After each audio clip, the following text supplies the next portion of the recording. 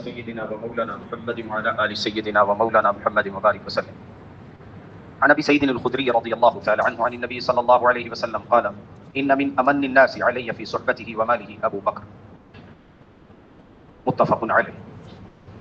وعند البخاري: أبا بكر ولو كنت متخذا خليلا لاتخذت أبا بكر خليلا ولكن أخوة الإسلام ومؤدته لا تبقين في المسجد خوخة إلا خوخة أبي بكر.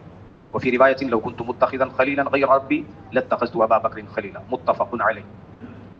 حدیث کے ترجمے سے پہلے یہ وضاحت عرض کر دوں، کچھ احباب کو تو علم ہوگا جب بھی متفق علیہ کا لفظ بولا جائے اس کا مطلب یہ ہے کہ یہ حدیث بخاری میں بھی ہے اور مسلم میں بھی ہے، یعنی امام بخاری کا اور امام مسلم کا اس کے اوپر اتفاق ہے.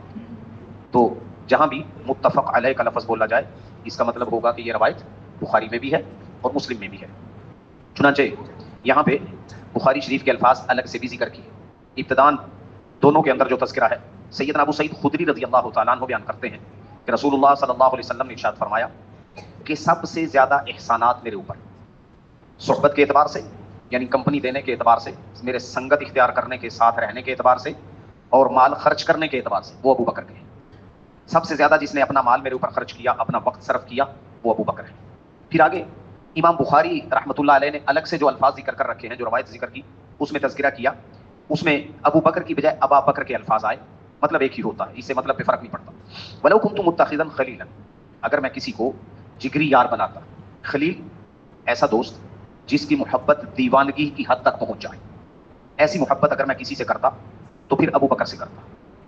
لیکن اسلامی اخوت، اسلام والا جو بھائی پناہ ہے وہ، اور مودت قلبی تعلق، وہ ابو بکر ہی سے ہے. اس لیے لا تبقین فی المسجد خوخۃ الا خوخۃ ابی بکر، مسجد میں ساری کھڑکیاں بند کر دی جائیں سوائے ابو بکر رضی اللہ تعالیٰ عنہ کی کھڑکی سے. اب بھی اللہ توفیق دے ہم سب کو، بار بار بلائے اپنے گھر میں اور اپنے محبوب کے روضہ اقدس کی، مسجد کی نبوی کی حاضری کی توفیق دے. جو مسجد نبوی میں جب انٹر ہوتے ہیں، جب جدھر قبلہ ہے اس جانب سے جب آئیں، باب السلام سے داخل ہونے سے پہلے دائیں جانب جو پہلا سے دوسرا دروازہ ہے اس کے اوپر لکھا ہوا ہے، اندر سے جب باہر نکلے مسجد سے، خوخۃ ابی بکر. یعنی اس سے پتہ چلتا ہے کہ سیدنا ابو بکر رضی اللہ تعالیٰ عنہ کا گھر کس جگہ پہ تھا، اس کی نشاندہی کی گئی ہے. بلکہ اس سے تھوڑا سا آگے جائیں، اسی جگہ اندر ریاض الجنہ میں جانے کے لیے ٹینٹ لگا ہوا ہے، بیچ میں رستہ ہے، ادھر بھی ٹینٹ ادھر بھی ٹینٹ، بیچ میں یوں رستہ ہے. وہاں جو جگہ ہے اس ٹینٹ کے ارد گرد یہ نبی اکرم صلی اللہ علیہ وسلم کے زمانے میں جو مسجد کی حد تھی وہ ہے. بلکہ بالکل ستونوں کے اوپر، بالکل اوپر جہاں ستون پہ پلروں پہ ڈیزائن بنا ہوتا ہے نا، وہاں لکھا ہوا حد